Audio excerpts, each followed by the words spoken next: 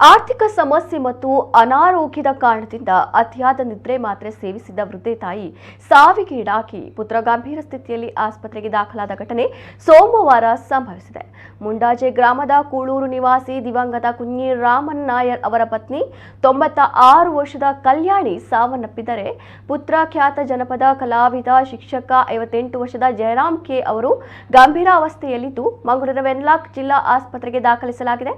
ಕಲ್ಯಾಣಿ ಮತ್ತು ಜಯರಾಮ್ ಅವರ ಮನೆಯಲ್ಲಿ ಯಾವುದೇ ಚಟುವಟಿಕೆ ಇಲ್ಲದಿರುವುದನ್ನು ಗಮನಿಸಿದ ನೆರೆಹೊರೆಯವರು ಬಂದು ನೋಡಿದಾಗ ತಾಯಿ ಮತ್ತು ಮಗ ಮನೆಯೊಳಗೆ ದೇವರ ಕೋಣೆಯ ಎದುರು ಮಲಗಿದ ಸ್ಥಿತಿಯಲ್ಲಿ ಪತ್ತೆಯಾಗಿದ್ದರು. ಊರವರು ಸೇರಿ ಮನೆಯ ಬಾಗಿಲು ತೆಗೆದು ಒಳ ಪ್ರವೇಶಿಸಿದಾಗ ಇಬ್ಬರು ಉಸಿರಾಡುತ್ತಿರುವುದು ಕಂಡುಬಂದಿತ್ತು. ತಕ್ಷಣ ಅವರನ್ನ ಉಜಿರೆಯ ಖಾಸಗಿ ಆಸ್ಪತ್ರೆಗೆ ದಾಖಲಿಸಿ ಚಿಕಿತ್ಸೆ ನೀಡಲಾಯಿತು. ತೀವ್ರ ನಿಗಾ ಘಟಕದಲ್ಲಿದ್ದ ತಾಯಿ ಕಲ್ಯಾಣಿ ಅವರು ಮೇ 12ರಂದು ಸಂಜೆ ಕೊನೆಯುಸಿರೆಳೆದರು.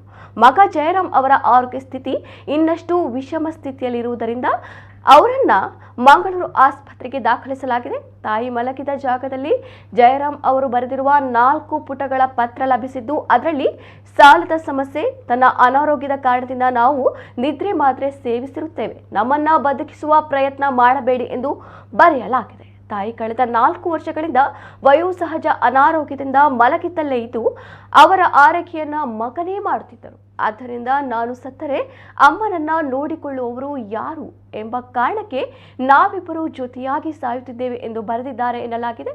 ತಾಯಿಗೆ ಅವರು ಮೊದಲು ಮಾತ್ರೆ ನೀಡಿ ಬಳಿಕ ಮಾತ್ರೆ ಸೇವಿಸಿದರೆ ಅಥವಾ ಇಬ್ಬರು ಜೊತೆಗೆ ಮಾತ್ರೆ ಸೇವಿಸಿದ್ದಾರೆ ಎಂಬುದು ಗೊತ್ತಾಗಿಲ್ಲ.